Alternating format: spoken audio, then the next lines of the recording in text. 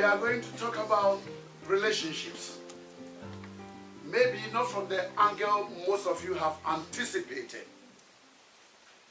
But rest assured, I'm doing it from the depth of my heart. From my heart to your heart, isn't it? If it comes as a bit hard or old-fashioned or belongs to the last century, you know where I'm coming from. Don't ever think for a second that I'm judging anybody or telling you that what you are doing is wrong. I personally believe that you don't have the right to correct anybody until you taught them the right thing. You understand? Because growing up several years ago, when I was in your shoes, that's about 50-something years ago, when I was in your shoes, I also made some very stupid choices, some mistakes, some things I did that today, with the little I know now, I would never do them. So my hope is that at the end of today, some of you are going to adjust some of the choices and the lifestyle choices you have made or you intend to make. We're going to talk about love. The desire for romantic love is something that is deeply embedded in every one of us psychological makeup. Everybody wants to be loved. Everybody wants to meet that special somebody, you know, who when maybe you hold hands, your blood begins to flow together. You begin to see stars. It's like you visit heaven and back. Everybody has that ambition, that desire. And it's good. It's good for everybody to have that exclusive somebody, that special somebody in their life. If I had remembered last week, I would have asked you to bring your pictures from 10 years ago. Maybe when you were 8 or 9 or 7. And maybe we put them together and ask your friends to identify. Many of them will not be able to identify you, isn't it? Because between that time and now, you've changed a lot, haven't you? You've changed a lot. Maybe when you were 8, 9, 10, from those skinny legs, you couldn't even tell the difference between the boys and the girls at that age. That's true, isn't it? No, she doesn't. She's cute. She's one of my favorite in the college. I know you, I am. You're very special. You know why? When I was leaving the college to run for election in Ghana 2 years ago, Aisha wept. She actually cried. And you know what? I will never forget that for the rest of my life. Thank you very much. Okay. You've changed a lot. And especially you girls, when those changes were happening, when you went out, you saw boys stealing glances at you. Even sometimes older men looking at you. You became self-conscious. You stand in front of the mirror. Is this me? You've got all the faculties.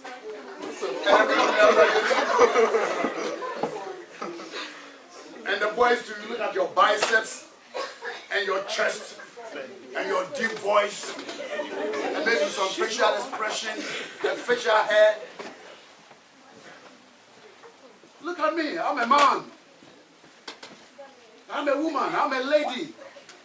And yes, you are. Yes, you are. Physically, you are grown up. You are mature. You are a lady and a beautiful one at that. And you are a man and a strong one at that. The only problem is that when you were going through those changes, physical growth, some part of you lagged behind. So even though physically you are grown up, emotionally, there's still that little girl inside of you. There's still that little boy inside of you. And as teachers, we know that. We see that in the classroom. Some of the big boys will behave like 2.5-year-olds. See, they look big on the outside, but emotionally, that little boy is still there. Not just dummy. Okay, let's continue. And because emotionally, you haven't fully grown up, there are some life choices and decisions that you have to be careful when you are making them. Because if you make important life choices, like the choice of a partner or a lover or very intimate friends and things like that, the little girl inside of you is going to interfere, and you made the wrong choice. You made the wrong decision. In fact, that is the reason at this age you want freedom and independence from your parents, because you think you are also a lady. And some of you girls even compete with your mom. What has she got that I haven't got? But you know what? She's mature, and you are not matured yet. So if you wait a little bit longer, you will be emotionally grown up. And then when you are making those crucial life choices, you will look for some things that are more important than the superficial that right now are so important to you. There are some choices, you don't make them now. Otherwise, you can get them wrong and they may hurt your life.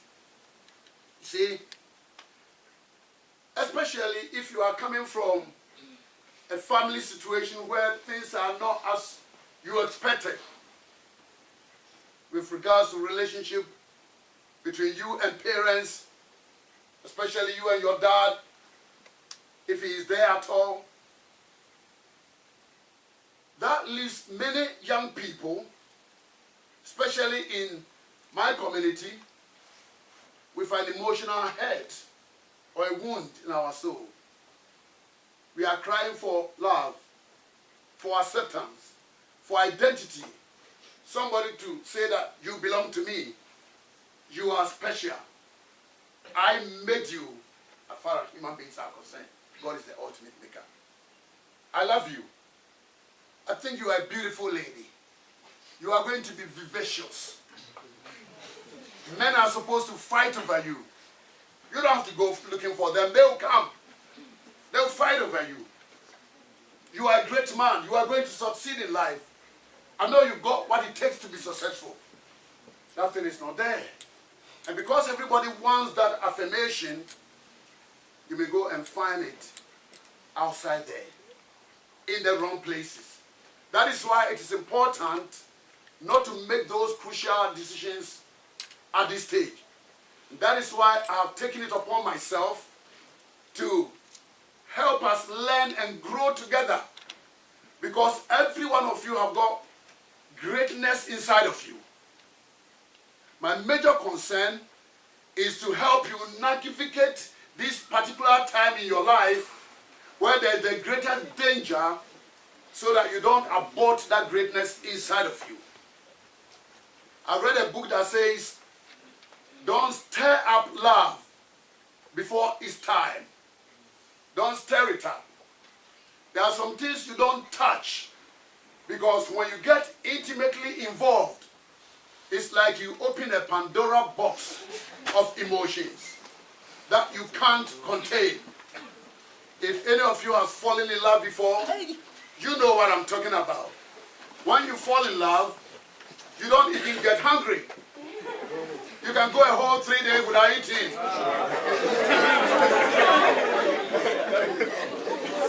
Who wants to come to college? Who wants to come to college and do history exam when they are in love? before free calls came on, you stay on the phone like BT belonged to your uncle. As if you are not going to pay. Because you are in love. Some people will actually steal their dad's money and give to their lover. Because you are in love. You don't feel like getting up and going to college or going to work or anything. It's a very strong emotion. A couple of years back, in one of my A-level classes, this boy turned up at 1 o'clock for his 9 a.m. examination. He forgot because there was an issue between him and his lover. He was jilted at the wrong time, so he was confused.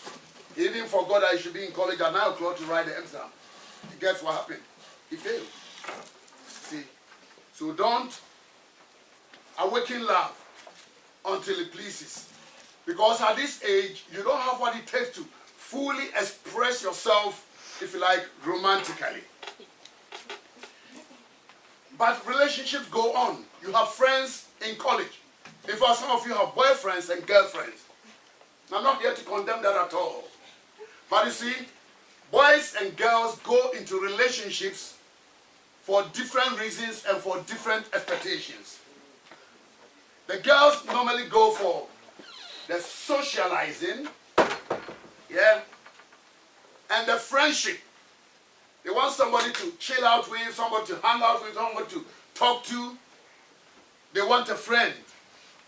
But the boys have their focus on the physical side. They want to be physical. And there's nothing wrong with that. You know what? That's the way we are made. If men waited for women to take the initiative, nothing will ever happen, innit? Because they never will take the initiative. So we can't wait. It's hard, but we have to make the approach and then you respond. So the boys are looking for the what? For the physical side. Listen carefully. Boys are natural predators. They are hunters. And there is nothing that a boy likes more than capturing a beautiful girl as a trophy to show to his friends. You know what? I've got her. She's one of my captives. And they talk about it. And they brag with it. You understand? So listen carefully. If you have a friend, a boyfriend, and they want the physical aspect, don't give a boy what he wants upfront. Don't ever do it. Yes, the moment you give a boy what he wants, the relationship is doomed to failure. Eventually, it will die. So some of you, when you live here, you're going to write the obituary of your relationship. At this age, if you have a boyfriend and you've already been intimate, you know what, forget about marriage, it's not going to happen. Not to him, not to the boy. It will happen. He's going to go to uni, he's going to meet different people, and that kind of thing. Yes, it's not going to happen. But you know what? So long as you are not intimate with the boy, he will follow you wherever you want him to come. All the rest of his life. So don't ever get intimate with him until you are ready. Until you finish your education. Are you listening to me? Yes. Also, this is the way men are made. Whatever comes cheap to us, we don't value it.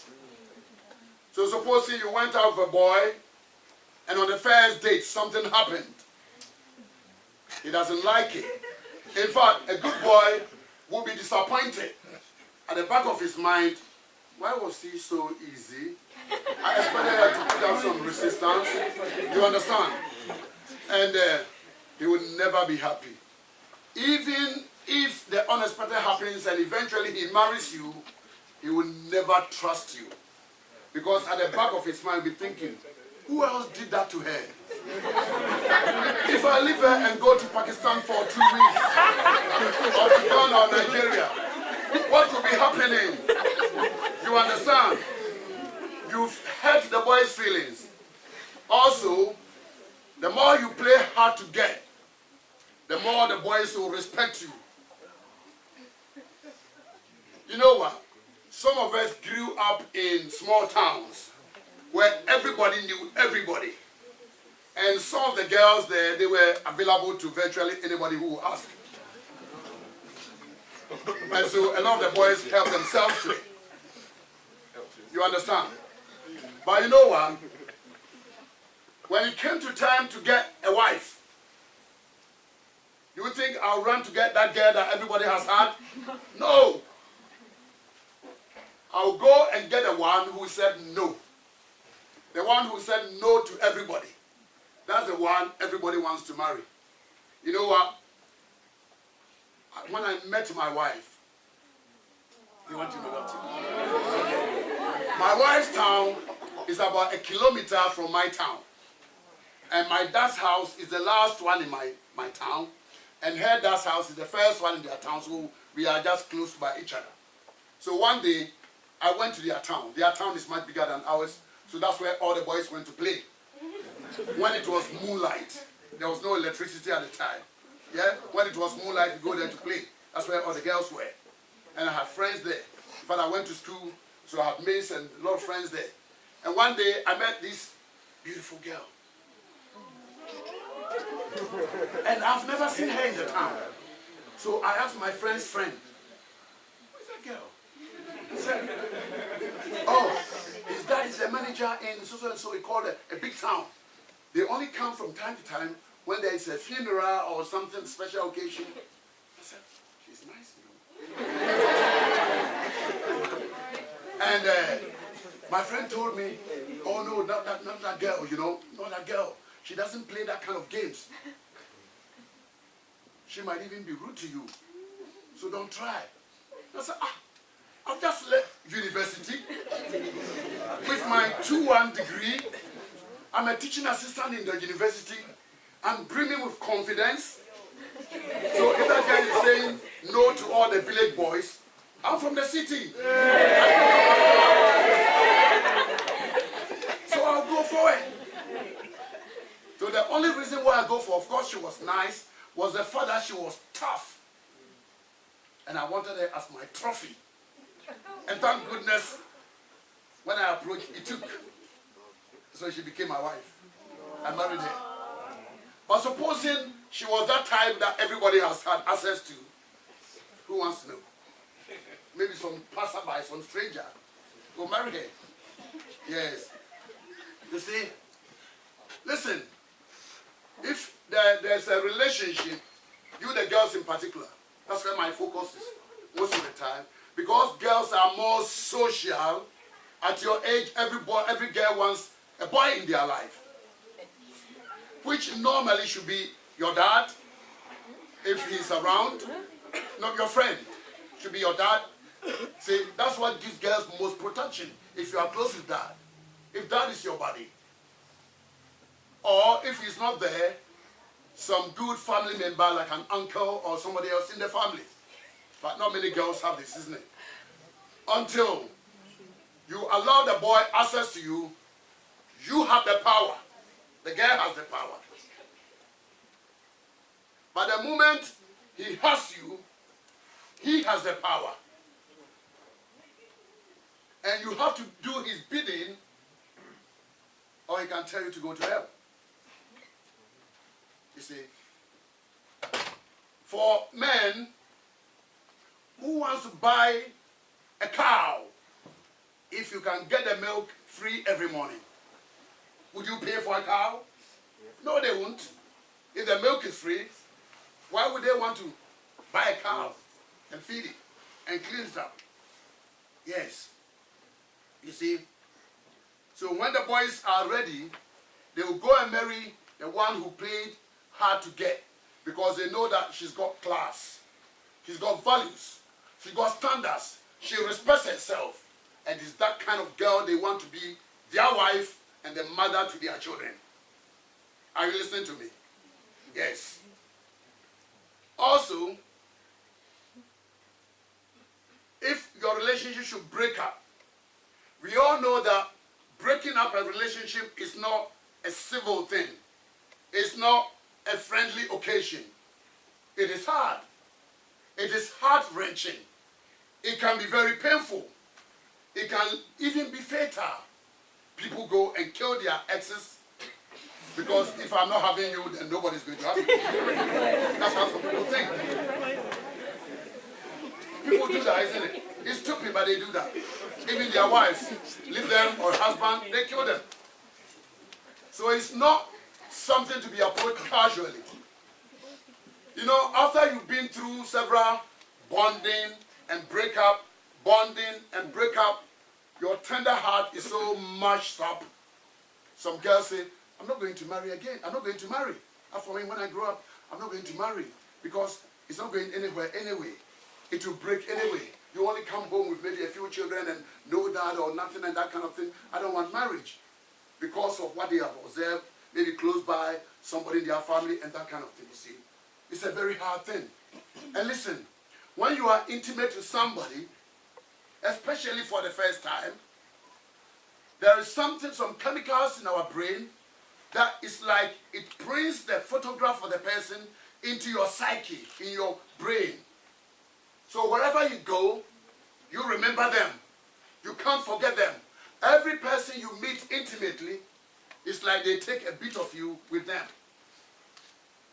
So if you've had several, partners in life, it's like your soul is, splintered or broken into or fragmented into several whatever. If you've had a lover before, the person you met first, you still can't forget them. That's why some women may be in abusive situations. Everybody tell them, why don't you leave that dude? But she can't go. She's got nowhere to go. Something has bound them together. And after bonding and breaking and bonding and breaking, your mind begins to expect that. So when you grow up and you have finally met Mr. Nice or Mrs. Nice, you live for 3 months, you are fed up. Oh, he's just like the other men. He's just like the other women. You want to break up. So you can't stay in a permanent relationship. You see what is happening in our communities today? It's because many people go into relationships with a lot of excess baggage. They've got a lot of experiences before they meet their wife or their husband, and because of the bonding and breaking and bonding and breaking, your mind and your soul come to expect the bonding and the breaking to happen. That's what it expects. So after 3 months, you are fed up. After 6 months, if you are lucky, a year or 2 or 3, fed up, break up, then you can't stay because you are biological. You look for another, it will happen again. And over and over and over and over and over and over. Especially in our community. It has to stop. I'm happy that you are here today. It has to stop with us. The problems that we face, it is not the government's problem. It is not the police problem. Have you noticed that when black kids are killing themselves, you call the police, nobody will show until it's over? You finish killing yourselves? Why should they come? It's our problem. It's for us to fix. And the young boys and girls that are getting killed, they are nice people like you. But they feel abandoned. Nobody likes them. They don't know any better. So they get into situations like that. But I'm happy that you are here today to listen to this. Because you see, let me tell you one thing. If your love life is not satisfying, or you don't get the relationship thing right, I don't care what else you achieve in life. You will never be happy. You will never be contented. The greatest aspiration of every woman is the fact that she knows deep in her heart that her husband loves her. When a woman knows that, forget about the fact she's principal or head of state or whatever, that's secondary. When you have a good relationship with your husband, you know your husband loves you, you are at peace. You feel contented. When you meet your friends like you're a bird, you want to fly. You just can't help yourself. You want to fly. But there is a way to get that right. The way to get that right is to make sure that you wait for the right time. Tell me, which girl wouldn't like that big occasion where family and friends have come together, communities have come together, some of your ex-colleagues in college have come together. It's your wedding day. Wow. You are dressed gorgeously. Bridesmaids attending to you with Mr. Right behind you. That's great, isn't it? But listen to me. If you run ahead of yourself and you enter a relationship and do all this now we're talking about, chances are that that man will not marry you. It won't happen because you are still growing. After some time, you meet somebody else, or fed up, or had enough, or something will happen that will break it up. But supposing on the big night, family, everybody's there. You are married.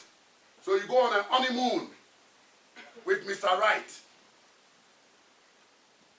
Listen, if you've been intimate with him 100 times already, what special are you going to give him that night? What special? What are you going to give him that night? What are you going to give him that night? See, you spoil it, isn't it? You spoil the whole thing. You spoil the whole thing. What special are you going to give him that night? You may say that, okay, but if you don't rehearse and practice, maybe you wouldn't know how to do it properly. But the thing is, listen, the trial and error is part of the fun. The discovery, finding out how to go about the whole experience is part of the fun. Are you listening to me? Have you noticed that grandpa and grandma, they've been married 60 years, 50 years, some more, and they are still in love? And young people look at them and they laugh. How can you be in love with one woman for 50 years or 40 years? Well, my wife and I have been married for 30-something years and still going strong. I never intend to trade her in. It's like wine, you know, the longer it stays, the better it gets, isn't it? Yeah, vintage wine. Vintage wine. You know? And as we get older and our character matures and all that, it becomes more fun. It becomes more interesting. You see, grandma and grandpa have been together for 40, 50, 60 years. And they are still going strong. What is their secret? They never knew anybody else until grandma met grandpa. So when you talk of the ultimate man, grandpa is the only man grandma knows. When you talk of the love of their life, grandma is the only woman that grandpa knows. So it's not a question of you are comparing with anybody. Like I said earlier on, the people with the least excess baggage, they have the best marriages. They have the most intimate relationships. They have the best, if you like, sex life. The more excess baggage you take into a relationship, the more struggle you are going to have. Not only that, you are young, 16, 17, 18, 19, full of energy. But you know what? If you dissipate your energy up front at this stage, later on, when you are with your partner, the energy will not be there anymore. You can't perform. You can't. And that's painful. And that's the time you need your energy. And it's not there. Why? Because you wasted it up front. You wasted it on a relationship that wasn't going anywhere. If you keep yourself, you see that when that day comes, you will not be found wanting. Yes. You see, I will encourage every one of you to have a personal moral standard to live by. This is my standard. Oh yes, I have a girlfriend, but I let the girl understand that we don't do this, we don't do that, we don't do that, we don't talk about this, you don't touch this area and that kind of thing. Then you understand? There has to be that understanding. You know what? If the boy really loves you, he will agree. If he doesn't, then he's only after your flesh. And after he's had it, he'll move on from another conquest. Now listen to me. He'll move on. Good. So when you have that, also, don't put too much confidence in your flesh. We are all biological. The sex act is not just one action, one episode. It's incremental, isn't it? The music may draw your attention to something. The paintings on the wall, the atmosphere, the conversation, you know, maybe alcohol, drugs, certain touches, proximity. All these things, when they are there, they can move you slowly towards it. So it may be a harmless handshake. Nothing wrong with that. Or even a kiss on the cheek. Nothing wrong with that. But before you realize, the arm is here. Then it's here. Then it's there. Then figure it out. Then if you are not lucky, if at that stage you don't flee, he may push your sensitive button. And when it gets to that stage, your mind is short-circuited. Reason doesn't work anymore. Even when you say no, it wouldn't come out properly. It's too late. You see, at that stage, you don't tell, there's no difference between she's my student, it's too late. You understand? Or she's somebody's wife, it's still late. Or she's whatever, you understand, it's too late. So when you initiate it and get to a certain stage, you can't come back. It's like standing at the edge of a precipice and it's slippery. You simply fall in.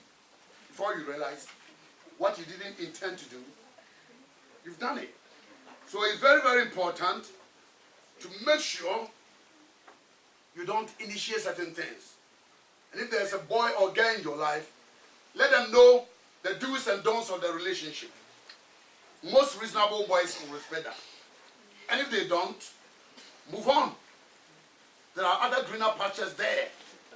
No problem with that at all. You see? So don't run ahead of yourself.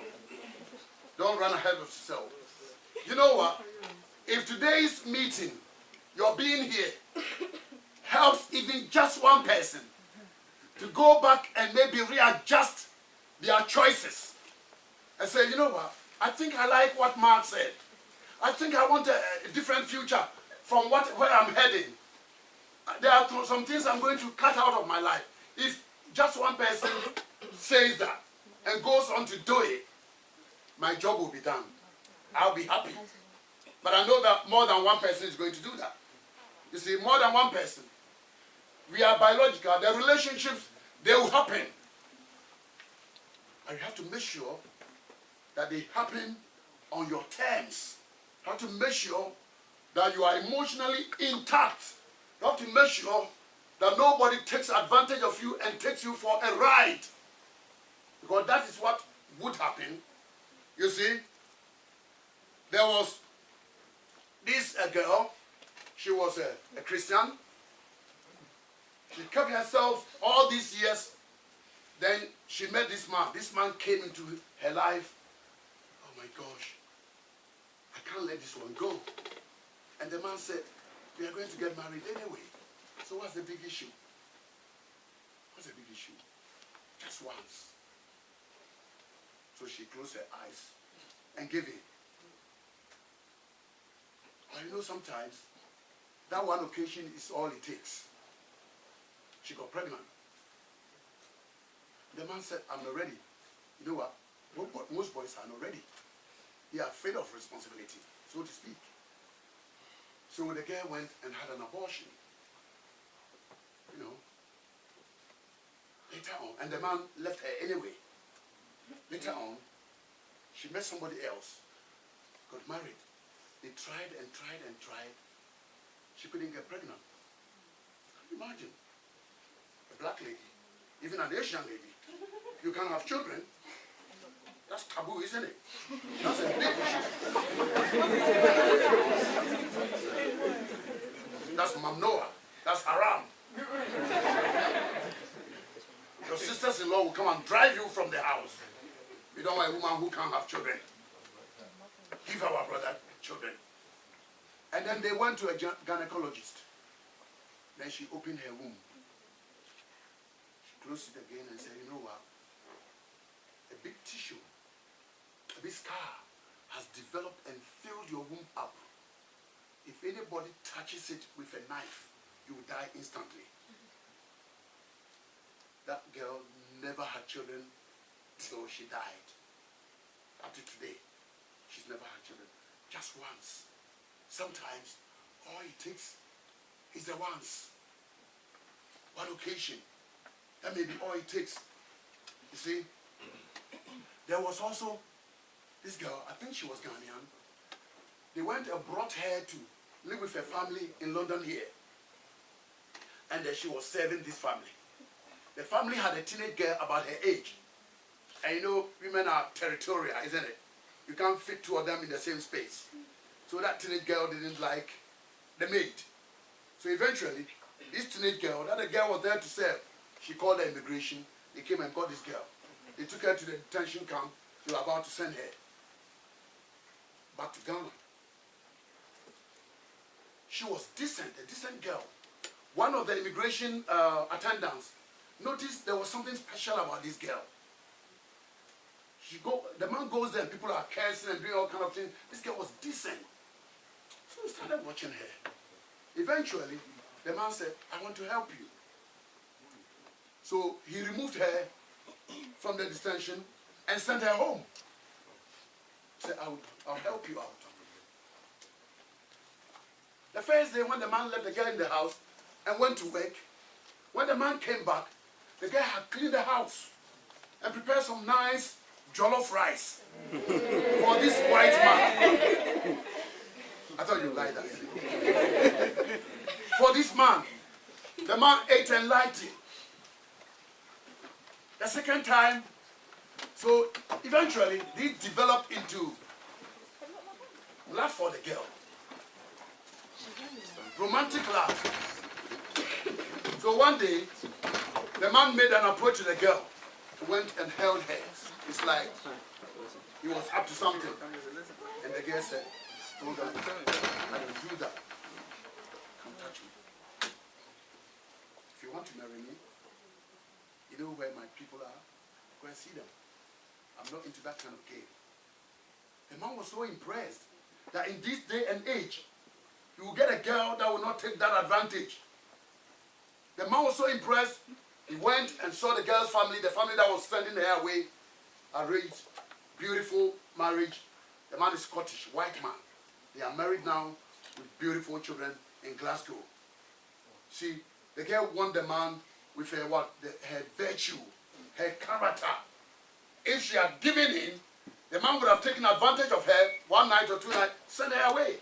Who cares? But when the girl, demonstrated some class, some standard, it tied the man's heart. Every good man will be impressed with that. The good girls and the good boys are the ones who always make it to the altar. And I can see a lot of good girls here. I can see a lot of good boys here who are going to be great men. I can see ladies who are going to be mature, to be beautiful ladies that will make great wives and maybe executives and other things as such. I can see you developing into that. But you need to begin today in making the right choices. This message didn't come to condemn or to say how horrible you are. None of that at all.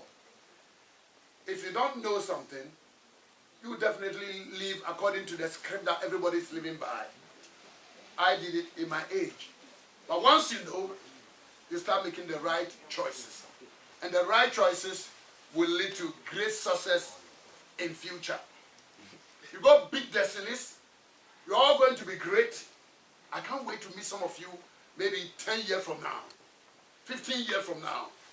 Even if I don't meet you in person, read about you in some newspapers. Is that O'Shea?